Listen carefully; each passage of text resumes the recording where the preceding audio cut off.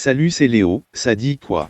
Bonjour à tous et bienvenue dans la première émission dans laquelle nous, les journalistes, avons été créés à l'aide de l'intelligence artificielle.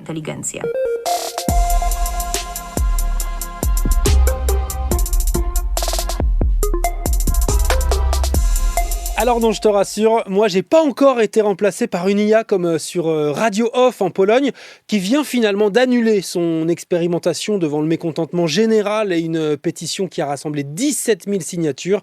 Cette radio techno s'était en fait séparée de plusieurs vrais journalistes après des soucis financiers en septembre dernier. Tu sais vraiment casser l'ambiance, toi. T'aimes pas les robots? Mais ça ne fait rien. Voyons ce qu'il y a en stock. Alors en stock, ce mercredi 30 octobre, que se passerait-il si Paris était coupé du monde pendant plusieurs jours? C'est la fin du monde. C'est surtout la fin pour lui.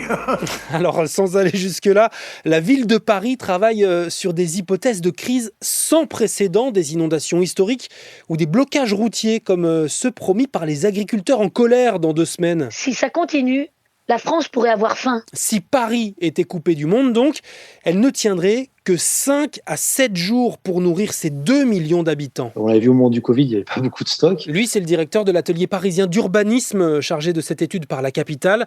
Et selon lui, donc, le problème, c'est le manque d'entrepôts disponibles. La ville de Paris en cherche donc de nouveau pour pouvoir tenir 100 jours en cas de crise. Elle fera même un test dans un espace situé en sous-sol, une immense cave, en 2025. Ensuite, plus rien. Comment ça, plus rien? Vous voulez dire la fin du monde? Ah non, plus rien, plus de vision. Dans l'actu également ce mercredi 30 octobre, le chanteur Slimane visé par une plainte pour harcèlement sexuel. C'est un de ses anciens techniciens qui l'accuse de l'avoir plaqué contre un mur puis de lui avoir envoyé des dizaines de messages à caractère sexuel. Des messages qui doivent encore être transmis à la justice. Le procureur de Saint-Étienne, qui a le pouvoir de décider ou non de l'ouverture d'une enquête, les attend pour prendre sa décision. Également dans l'actu, cette question ce matin: et si le voile devenait interdit dans toutes les compétitions sportives en France? C'est une proposition de loi venue de la droite au Sénat qui pourrait obtenir le soutien du gouvernement selon le ministre des Sports. Alors que lundi, l'Organisation des Nations Unies estimait que l'interdiction du hijab, déjà en vigueur pour les basketteuses et les footballeuses musulmanes en France, était discriminatoire et devait être annulée. Sauf que là, le parti Les Républicains propose donc d'interdire tous les signes religieux dans le sport, y compris dans les piscines publiques. Et moi, du coup, je me demande comment vont bien pouvoir faire les footballeurs qui se font tatouer des croix dans le cou ou des chapelets sur les avant-bras. Oh, tiens, c'est vrai, j'y avais pas pensé. Moi aussi. Sinon, ça, c'est pas un projet. Le ministre de la Santé annonce l'interdiction des pushs dans les prochaines semaines. De quoi? Ça s'appelle les pushs, ou alors, je sais pas bien, ça se dit les putsch ou les pouches. Enfin bref, les sachets de nicotine sans tabac à glisser sous la gencive.